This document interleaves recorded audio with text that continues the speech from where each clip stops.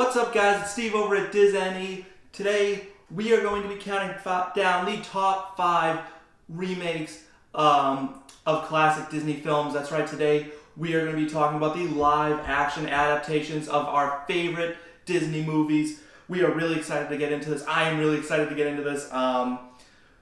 While this may not be the end-all be-all list, I hope you guys will like, subscribe, follow, share this video, leave comments down below, and tell us if you agree with our opinions on this.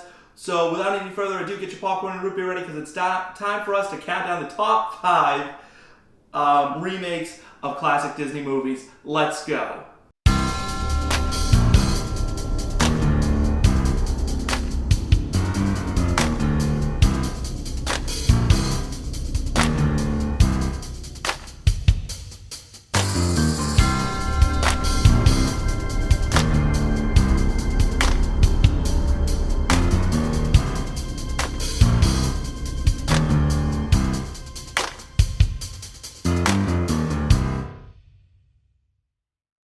Alright, so let's jump right in with number 5, and we're going to go with Alice in Wonderland.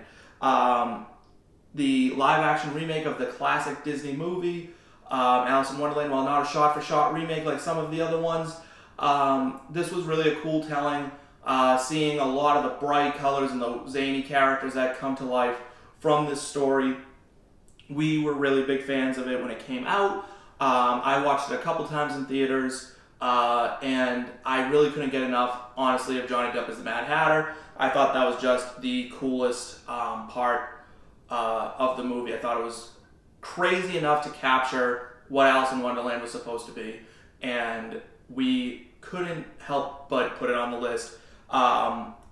We do want to throw an honorable mention in. Mulan actually just fell off the list in favor of this Alice in Wonderland remake. It was a toss-up. We kind of came to a vote. And Alice in Wonderland did snag the number 5 spot, so honorable mention to Mulan, which is currently available on Disney+. Alright,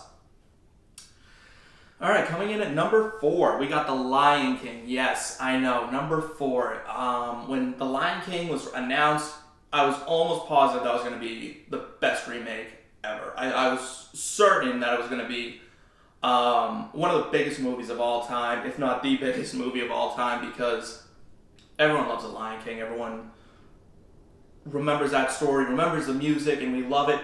Unfortunately, where Alice in Wonderland overperformed, in my opinion, The Lion King really underperformed and left a lot to be desired in terms of the classic movie. And I gotta say, what really turned me off, the opening scene was as good of an opening scene as you'll see, shot-for-shot remake of the classic Circle of Life opening from the movie. But when they cut out Scar's song, Be Prepared, I really felt like they missed the mark because that could have been a really cool visual for us. It's a really classic song. I feel like they kind of danced around it and didn't really give it a shot. And overall, the lack of emotion on the faces of the animals and just the almost jarring realness of it. I know it was supposed to be realistic looking, but technology almost went too far with that and got too good, and it took away something from the movie.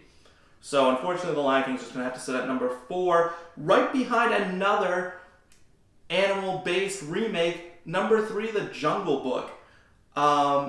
Another one that really outperformed expectations.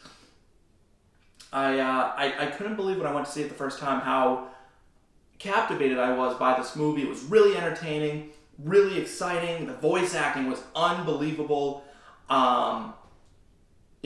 Anytime you can get Idris Elba to voice a villain, you're in good shape.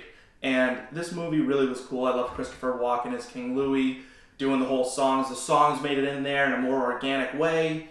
They kind of took a little bit of a risk with the way they did that, and we're actually back-to-back Jon Favreau films. But where he thrived in The Jungle Book, I feel like that's where he came up short in The Lion King, and it just didn't quite work for The Lion King, but it really worked for The Jungle Book. It was a great movie. I saw it a couple times in theaters. Anytime I go back to see a movie in theaters, I count that as a win. Which now brings me to number 2, another movie that I saw multiple times in theaters. At number 2, we have Aladdin, the Guy Ritchie remake of the classic tale of The Thief Aladdin. This was awesome. This movie was so good, and there were so many question marks regarding Will Smith being the genie and taking over for Robin Williams, who sadly had passed away a few years before that. And there was a lot of talk about how are they going to do this and how is he going to ever live up to the genie in that role. And Will Smith came out and crushed it. All the other actors in the movie were unbelievable. They made Jafar so much more grounded. The music was better. In my opinion, the music was better all around in this movie. And then the addition of the song Speechless that Jasmine gets to sing, I mean, that was top-notch Disney song. In my opinion, like where Let It Go got all this love and all this attention, I'm really shocked that Speechless didn't get that same kind of recognition. That's how good I think that song was, is that it should have been like a radio song.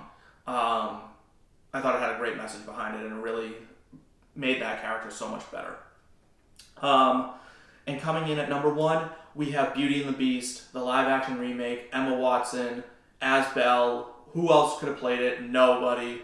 She is like a real-life Belle in every way, and she was incredible. The music in it was spot on. The voice acting was spot on. It really was a perfect remake, in my opinion. They gave us exactly what we wanted. We all wanted to see Beauty and the Beast, just with new, updated technology, and if it ain't broke, don't fix it, and Disney really didn't.